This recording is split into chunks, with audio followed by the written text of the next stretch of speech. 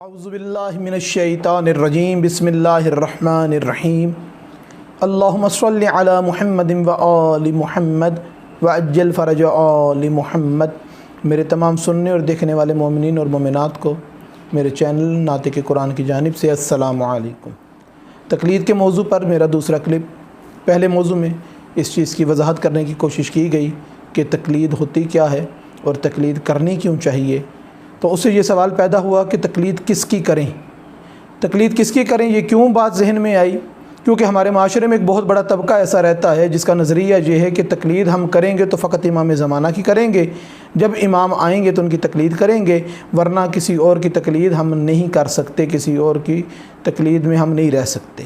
یقیناً ان کی یہ بات، ان کا یہ کہنا ان کی کم علمی کی وجہ سے ہے، کسی نے ان کو سمجھایا نہیں، ان کی توجہ اس طرف نہیں کروائی، اس معاملے کی طرف کہ معصوم امام کی تقلید نہیں کی جاتی، معصوم امام کی بیعت کی جاتی ہے۔ اسی طریقے سے جب امام زمانہ علیہ السلام جب تشریف لے کر آئیں گے، ظہور فرمائیں گے، تو ان کی تقلید کسی نے نہیں کرنی، ان کی بیعت سب پہ واجب ہوگی، ان کی بیعت سب پہ واجب ہوگی۔ بیعت میں اور تقلید میں فرق کیا ہے؟ چند لمحوں میں یہ آپ کے گوش گزار کر کے آپ کی زحمتوں کو تمام کرتا ہوں کہ تقلید میں کسی مسئلے کا جو کسی مجتہد نے بیان کیا ہے، میں اس پر عمل نہیں کرتا، کسی وجہ سے ویسا نہ کر سکوں، میں نے جو مجتہد نے جس طریقے سے وہ مسئلہ سمجھایا ویسے میں نے عمل نہیں کیا، نہ میں دائرہ اسلام سے خارج ہوتا ہوں، نہ ہی میرے لیے کچھ حرام ہے، نہ ہی میرے لیے کوئی ایسا مسئلہ ہے کہ میں دین سے میرا کوئی تعلق نہ رہے۔ مگر بیعت کیا چیز ہوتی ہے؟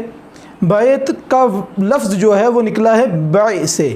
بیع کا مطلب بیچنا، خرید و فروخت کرنا۔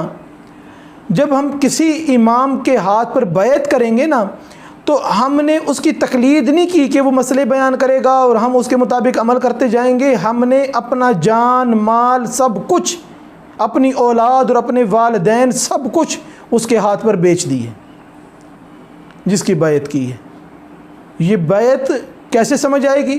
یہ غدیر خم کے میدان میں جس جناب سرور کائنات کا خطبہ ہے، اگر وہ پڑھا جائے تو ہمیں تقلید کی سمجھ آتی ہے کہ بیعت کی سمجھ آتی ہے کہ بیعت کہتے کس کو ہیں۔ رسول خدا نے فرمایا کم و بیش 1.25 لاکھ حاجیوں سے کہ تمہاری جانوں پر تمہارا حق زیادہ ہے یا مجھ محمد مصطفیٰ صلی اللہ علیہ وسلم کا؟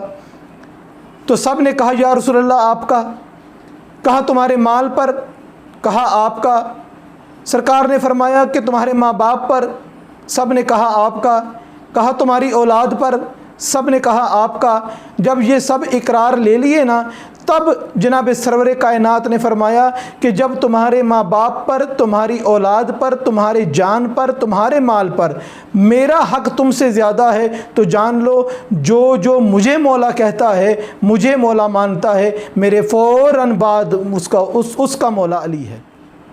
علی ایسا مولا نہیں، علی علیہ السلام ایسا مولا نہیں کہ وہ کوئی مسائل بیان کریں اور ہمارا دل چاہے تو اس پر عمل کریں، دل چاہے نہ کریں، اس کے اندر کوئی کمی بیشی کر دیں۔ وہ ایسا مولا ہوتا ہے جو جناب سرور کائنات جس کو منتخب کر کے گئے ہیں کہ ہم اپنے جان مال اولاد ماں باپ سب اس کے ہاتھ پہ بیچ دیتے ہیں۔ جبکہ مجتہد جو ہے، جو عالم دین ہے، جو عالم مجتہد ہے، اس کے بارے میں ایسی چیز نہیں ہے کہ ہم نے اپنے ماں باپ و اپنی اولاد و اپنے جان مال کو اس کے آگے بیچ دیا ہو۔ از مختصر کہ جب امام آئیں گے تو تقلید نہیں کی جائے گی، امام آئیں گے تشریف لے کر تو اس وقت ان کی بیعت کی جائے گی۔ اب تقلید کس کی جائے؟